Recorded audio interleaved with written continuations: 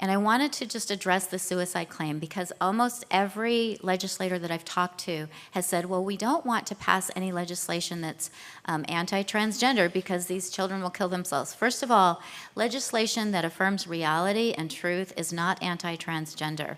And we have to really push back on that. We are not transphobic. We are loving these kids. We love them so much that we're willing to stand up and have death threats and rape threats and be doxxed because we care about them, because we love them and we don't want them to damage their bodies. And so when somebody says these kids are going to kill themselves if we don't affirm them, I say, in what other case do you allow a child to manipulate you based on suicide threat? If your kid wants the car on Saturday night and you say, nope, you're grounded, you can't go out, and they say, well, I'm going to kill myself if you don't give me the car keys, you don't give them the car keys.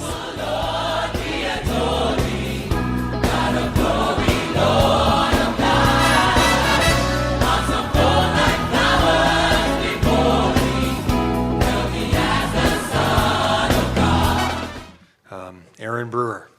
So I am so thankful for the work of the sidewalk counselors in addressing these kids who are coming in, and young adults and sometimes older adults coming in to get these interventions that they have been led to believe are going to heal them, but in fact are just going to damage them. So I'm thankful for those efforts, and I'm hoping that I can provide some insights to those of you who are kind of wondering what is going on in the minds of these trans-identified people. And I wanted to first address sort of an idea that there's a transgender. And one of the ways that this ideology has been able to permeate our society is that they talk about transgender as if it's real and as if it's just one thing. And so one of the goals that I had is to kind of create a taxonomy of different kinds of trans-identified people, because they're very different, and depending on sort of the underlying reason that somebody is trans-identified, it has a huge impact on how we should respond to them and the kind of treatments they're going to try and be seeking. So the first is autogynephilia, and I believe that we have a trans wife in the audience, actually. These are older men, generally in their mid to midlife, I guess, 30s to 50s, who generally have never had trans feelings in the past, and suddenly come out and say that they're born in the wrong body, and they actually get some sexual arousal from that. We also have predators and pretenders, and I'm going to go into that in a little bit more detail. Munchausen by proxy, which may be something familiar to some of the doctors, but might be a new term to some of you, and actual gender dysphoria. So again, the autogynephiles are men who oftentimes are kind of hateful towards women. They want to change their body to be a very sexy, attractive woman, but they don't want the surgery down below because they're getting sexually aroused by violating women's spaces. These are men who are driving a lot of the narrative that trans women are women, and it's because they want to get into our spaces because it's a sexual fetish for them. These men typically are not going to be trying to get hormones at Planned Parenthood. They might want to get facial feminization surgery. They might want to get breast augmentation surgery, because a lot of times these are men who don't want to have relationships with women. They actually have relationships with themselves as a woman. The next is predators, and even though trans activists say this never happens, it absolutely does. They are interested in gaining access to women's spaces because they know that women and girls are vulnerable in these spaces. These are people who will claim to have a trans identity, but in fact, they're using that identity to gain access to vulnerable people.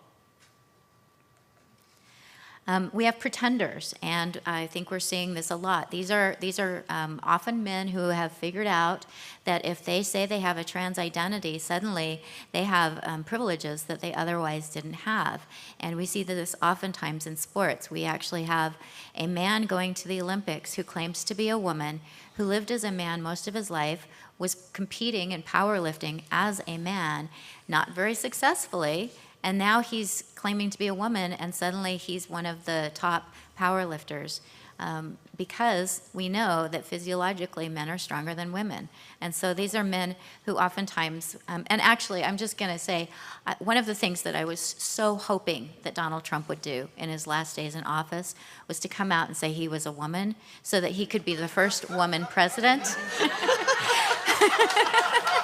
I was so hoping, because the narrative is if they say they're a woman, then they are a woman. And of course, this is the absurdity of this movement. The other is Munchausen by proxy, and this is something that we're seeing when I showed the slides in the other presentation of these young children. I believe that they are victims of Munchausen by proxy. This is something that we know about. These are people who actually cause physical damage to their children in order to get attention. And these are often parents who really are pushing this identity on their children because they like the attention that they get from their child being one of those transgender children. And these are the parents who will try to medicalize their children as early as possible. They'll try to change their birth certificates. They'll go into the schools and insist that the schools accept that their child is the opposite sex. And again, this often happens to young children. And then we have actual gender dysphoria. And sometimes these children who have been victims of Munchausen by proxy actually develop gender dysphoria. As Walt kind of, he developed gender dysphoria because of the confusing messages his grandmother was giving him. So there's all kinds of reasons that people develop gender dysphoria, which I'll get into in a little bit. But this is often, I hear some people say there's no such thing as gender dysphoria. And I really preferred the gender identity disorder, which used to be the clinical diagnosis. But this is actually something that people suffer from. The people who have gender dysphoria legitimately are having very difficult feelings that we need to acknowledge. We need to accept and respect that these are people who are very troubled. They often they want to wear the opposite clothing. Their friends generally are the opposite sex. They reject activities that are associated with the opposite sex. And I'm realizing I'm using opposite sex in here. I feel kind of like a rebel now. They also have a really strong dislike of anatomy. One of the things that I did as a little girl is when I was feeling particularly frustrated, I'd actually take rocks and beat my genital area because I had so much hatred. Sometimes when I was brushing my hair, I would just start beating my head because I was so angry with who I was. So these are people who are deeply troubled, and they deserve our love and compassion. Some of the causes of gender dysphoria we've touched on. Sexual assault is a big one. When I talk to detransitioners, almost every single one of them has some kind of sexual trauma in their past. Sometimes parents prefer the opposite sex, and the kids are sensitive to that, and so they're actually trying to please their parents. A lot of them are on the autism spectrum, and this is something we really need to look at because these are kids they tend to think very black and white terms, and so if you have someone who's a girl especially who's on the autism spectrum, they tend to be good at math and science. They tend to have these skills that are typically associated with boys, and their social skills aren't particularly good. They tend to not have lots of friends and often are bullied. If they come out and are trans-identified, suddenly they are celebrated. Suddenly they're one of the more popular kids at school, and this is one of the things that's motivating this. Social contagion is also a big one. We have girls who are, as was mentioned, they come in groups to get their testosterone because, they saw one of their friends do it and their friend is feeling really good. And one of the things that I want to mention is that almost every woman in here, if we started taking testosterone, initially we'd feel really good. We'd build some muscle mass, our sex drive would go up, we'd have more confidence. Those, initial experiences would make us maybe feel euphoric. And they talk about this gender euphoria that these girls feel when they start taking testosterone. There's a reason that testosterone is a controlled substance, and it's because it has powerful influences on our bodies. But if you have a girl who has been kind of down at school and she starts taking testosterone and suddenly she feels like $1 million, it's not surprising her friends might want to pursue that as well. The other thing is puberty. We have girls who are often told that if they're uncomfortable going through puberty, it's because they were born in the wrong body. I've heard cases of girls being told if they're not excited about having their period, it's because they were born in the wrong body. These girls are getting incredibly difficult messages, disingenuous messages. I don't know a single woman who has never had an uncomfortable feeling with their body. It's a very normal thing. And instead of telling these girls this is normal and you can work through it, we're saying, well, if you're uncomfortable with your body, we'll change it. This is a really dangerous message. Some of the dangers of affirmative care are to encourage this child to believe that there's something wrong with their body. It's when they get this affirmation, they're more likely to become entrenched with those gender dysphoric feelings. It increases the likelihood of medical transitioning and damaging their bodies. And it also means that they're being denied appropriate mental health services to help them understand the underlying issues that are causing those feelings in the first place. And I wanted to just address the suicide claim because almost every legislator that I've talked to has said, well, we don't want to pass any legislation that's anti-transgender because these children will kill themselves. First of all, legislation that affirms reality and truth is not anti-transgender. And we have to really push back on that. We are not transphobic. We are loving these kids. We love them so much that we're willing to stand up and have death threats and rape threats and be doxxed, because we care about them, because we love them, and we don't want them to damage their bodies. And so when somebody says, these kids are going to kill themselves if we don't affirm them, I say, in what other case do you allow a child to manipulate you based on suicide threat? If your kid wants the car on Saturday night and you say, nope, you're grounded, you can't go out, and they say, well, I'm going to kill myself if you don't give me the car keys, you don't give them the car keys. We don't capitulate to suicide threats. In no other case do we say, if somebody's suicidal, we're going to give them what they want. A truly suicidal person is not capable of consent. And so they're not capable of even making these big decisions about medical transitioning, not to mention they're minors, most of them, and so they're not able to make these decisions. So we really need to push back on the suicide threat. And I also want to mention the way the opposition is talking about suicide is actually likely to increase suicidality, because suicide is a social contagion. And if you tell a child their feelings are so difficult that the only solution is to get these medical interventions or to kill themselves, they're going to start believing that suicide is a reasonable solution to their problems, and they should never be given that suggestion. I've talked to parents who have had doctors say in front of their child, if you don't allow your child to transition, they're going to kill themselves. Well, that's just a horrible message, and we need to push back on it. We should never be talking about suicide in this way. This is emotional blackmail, and again, we hear this over and over again.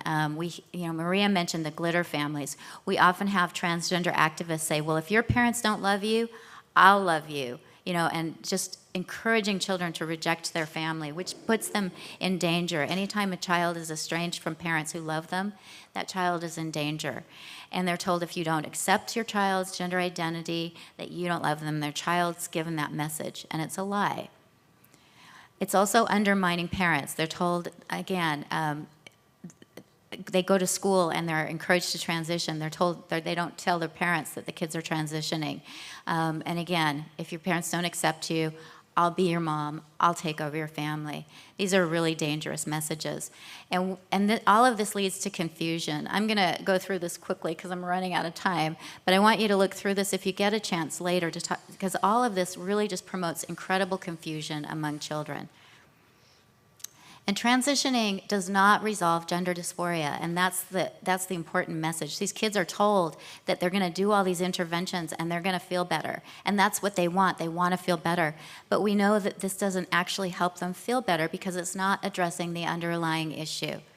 It would be like telling a child that, if they want heroin, it'll make them feel better. We should probably just give them heroin because it'll make them feel better. Well, we know in the long term that's not a good choice, in the same way that these interventions aren't. We also know that Planned Parenthood is starting to reach out to younger clients. In Florida, they're actually starting to give hormones to minors. And I just want to really raise awareness. People don't understand how easy it is to go in and get testosterone at Planned Parenthood. I could walk in today and tell them I have these difficult feelings and get a prescription before they've even run blood tests on me and determine if I have any underlying issues. Many of these kids have really significant mental health issues, and they're given testosterone on their first visit. These kids need compassion. As I've said, a lot of them are suffering from this dysphoria as a result of trauma. Gender dysphoria can result in dissociation, or trauma can result in dissociation, which can cause that gender dysphoria. Most of us who have had significant trauma have experienced that disassociation. Ideally, that they're encouraged to heal from that, whereas the transgender activists are encouraging that break, that dissociative process, which is unhealthy. These kids are emotionally vulnerable and needy, and they need external validation. They need affection, attention, and affirmation. And if you understand what they're attempting to do is kill themselves and remake themselves as another person. That's the kind of compassion you have to go in, that this person that you're interacting with hates themselves so much and believes that they're so unworthy that they should destroy themselves and become somebody new. So what Planned Parenthood and what all these activists are doing is pathologizing what is normal and normalizing pathology. And I just want to say the way to address this is through love. If we can love these kids, if we can really reflect to them, we love you, we care about you, that's going to be the most effective way to get through to them. Not through yelling at them, not through bitterness, not through anger, but just by really showing them that we care about them and we love them. And this is a really difficult battle, but I do believe that God is on our side. He wants us to be successful with this. He's going to empower us with the ability to reach these people if we open our hearts and really reflect the love of God to them. Thank you.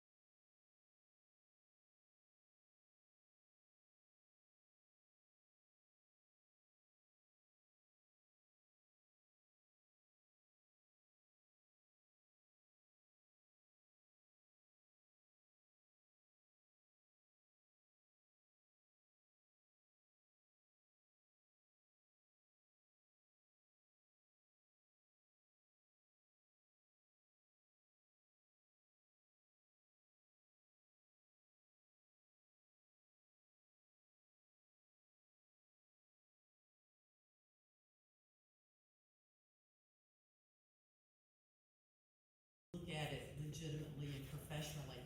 And so that's where the